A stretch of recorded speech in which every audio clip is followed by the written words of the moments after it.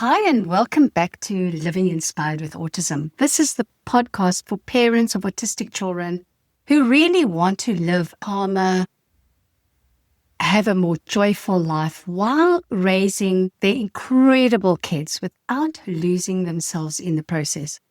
I'm Antoinette, and I'm a life coach for parents of autism. I am mom to my own son who's autistic. He's 10 years old, Max.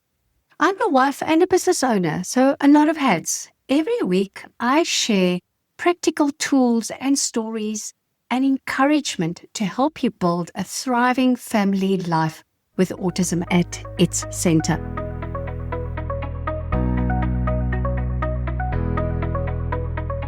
So let's just get real for a minute. How many times have you said yes when every fiber of your being was screaming no?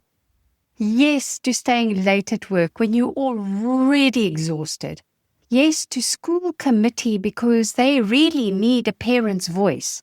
Yes to a family event you know will end in chaos and meltdowns or even eloping stress. Yes to one more thing, therapy, because you're terrified of missing a critical window. And how many of those yeses left you drained, resentful, or even unwell? I want you to hear this today. Every yes can also be a no. When you say yes to something that doesn't serve your kiddo, your family, or your own nervous system, you are saying no to the space, recovery, and connection that you actually need. I know the guilt that rises when we say no, and it feels like you're letting somebody down. It feels selfish. It feels like we're not doing enough. But today, I want to reframe the word no. I want to show you how saying no is actually one of the most loving, protective, and responsible things that you can do as an autism parent. Because the reality of it is behaviors and messy things and breaking things and eloping and self-harming, those things already tax your time and energy in ways that most people will just never understand. And if you don't learn how to guard your calendar and your capacity with a no, you will burn out. And when you burn out, nobody wins. So today we're going to explore why guilt shows up when you say no and how to shift it. The 5 pillars that help you decide what deserves your yes, and some practical scripts for saying no with grace, confidence, and kindness. And of course, I'll also share how this all comes together inside my coaching program, the Creating Time program for autism families. Let's start with guilt, because if you're anything like me, it's a big barrier. Guilt shows up because society has conditioned us, especially moms, to believe that our worth is tied to how much we give, how much we endure, how much we can take, how often we self-sacrifice. Add to that the judgment that autism parents often face. Every meltdown in public, every scratch, cut, bruise, broken item, it feels like someone is watching, evaluating, whispering, why can't she control her child? She's so naughty. That judgment seeps in, and we start believing we have to prove ourselves by saying yes to everything. But think of guilt as a false alarm. It's a signal that you're actually stepping out of an old pattern and not a signal that you're doing something wrong. The antidote to guilt isn't doing more. It's redefining what responsibility really looks like. True responsibility isn't about saying yes to everything. It's about protecting the well-being of your kiddo, of yourself, and your family. And sometimes the most responsible action is actually saying no. So you can show up and be present. You can show up and be calm and regulated for the things that truly matter to you. I remember saying yes to hosting a family gathering.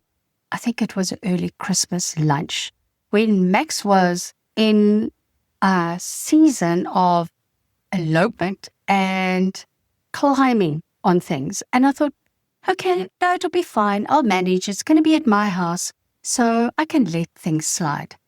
But I spent the entire day in hypervigilance, checking doors, barely finishing a sentence before I had to sprint and take him off the counter. By the end of the night, I was exhausted and resentful, and Max was dysregulated, and my family was also very judgmental, and I ended up crying in the bathroom.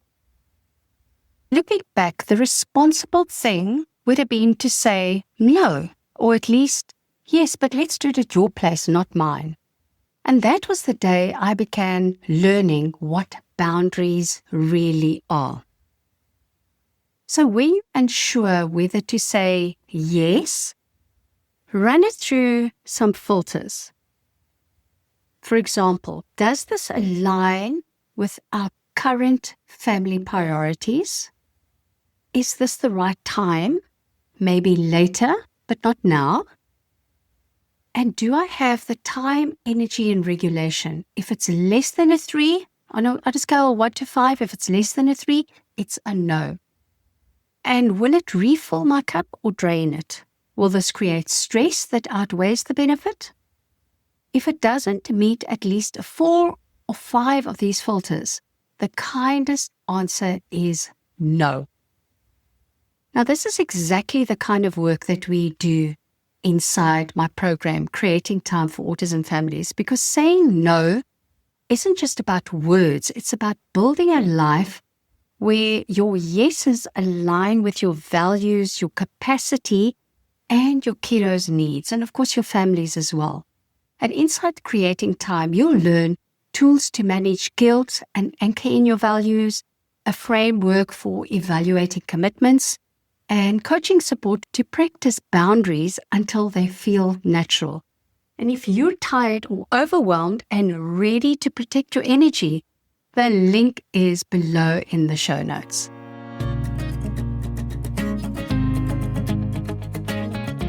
So let's talk a little bit about boundaries, which is really the heart of saying no.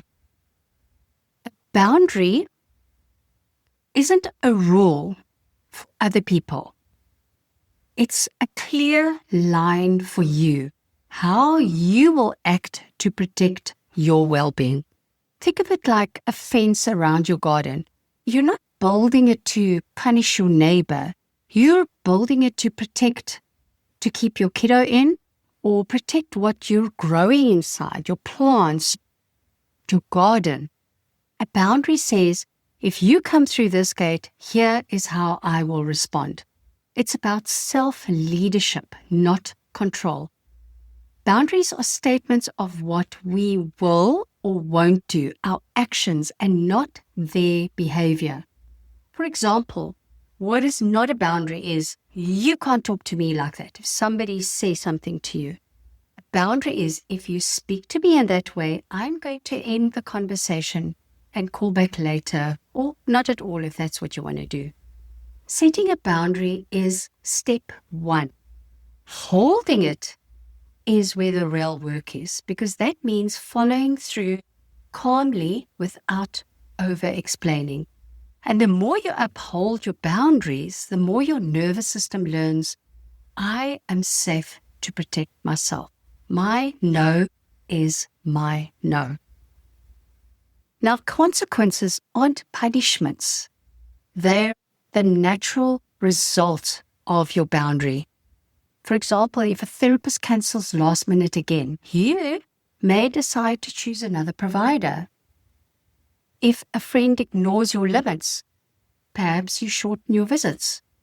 Each time you send a loving message to yourself, my time and energy matter. A few years ago, I had a client who used to constantly message me late at night. Never during the day, always kind of after bedtime. And I'd see the notifications pinging while I was trying to wind down after putting Max to bed. And my brain would go straight to, I should reply. They'll think I won't care. And one night I caught myself half typing at 10 p.m. at night. And I thought, what message am I sending to them and to me? So the next morning, I just sent a calm note and I said, listen, I value our work together. I want to be there for you, but I'm not going to check my messages after 6 p.m. So to stay at my best for my clients and my family, I will always reply the next business morning. That was it. Simple, kind, clear. At first, obviously, I was a little worried that they'd be upset, but something amazing happened. They respected it. In fact, other clients started mirroring the same courtesy. And that one boundary didn't just protect my evenings, it modeled self-respect. Boundaries often do that. They teach people how to treat us. If you're struggling with boundaries, try this reflection. What am I making it mean when I say no? Is it rejection, disapproval, laziness? Or could it mean I'm honoring what's sacred, my health, my peace, my family? Because boundaries aren't walls, they're doors with handles only you can turn. And of course, not everyone is going to applaud your boundaries.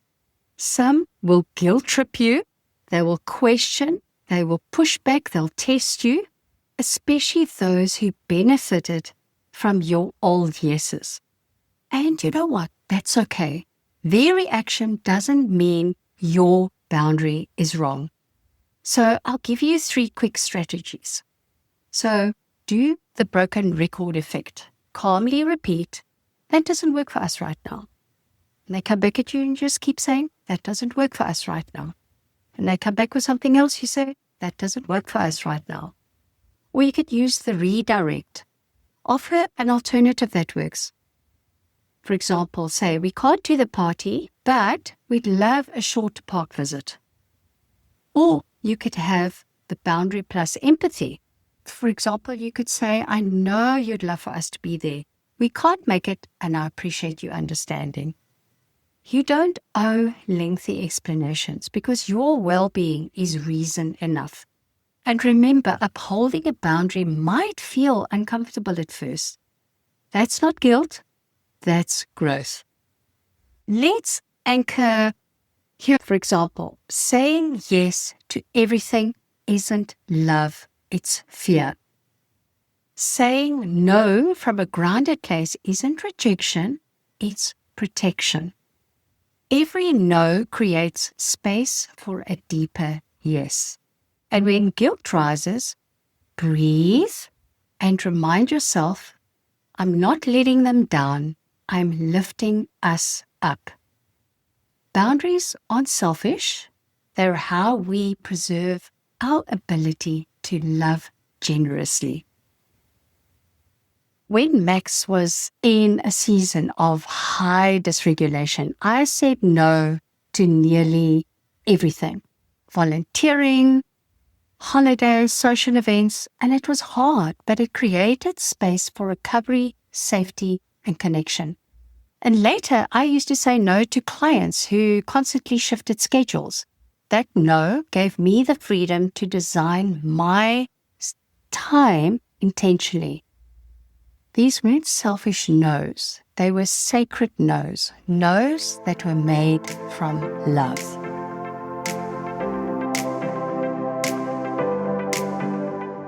We covered why guilt shows up when you say no, the 5 filters for a confident yes, the boundary coaching tool, how boundaries protect your peace are there for you, practical scripts and real-life stories of sacred no's. Now, if you're ready to protect your time, and your nervous system with clear, confident no's, please join me inside the Creating for Autism Families program. This is where we turn ideas into everyday habits so you stop running on empty and start building a calmer, more sustainable rhythm for your family. The link is below in the show notes because you deserve boundaries that protect your peace, and your kiddo deserves the best of you, not what's left of you. Until next time, remember, every no that honors your family is really a yes to what matters the most.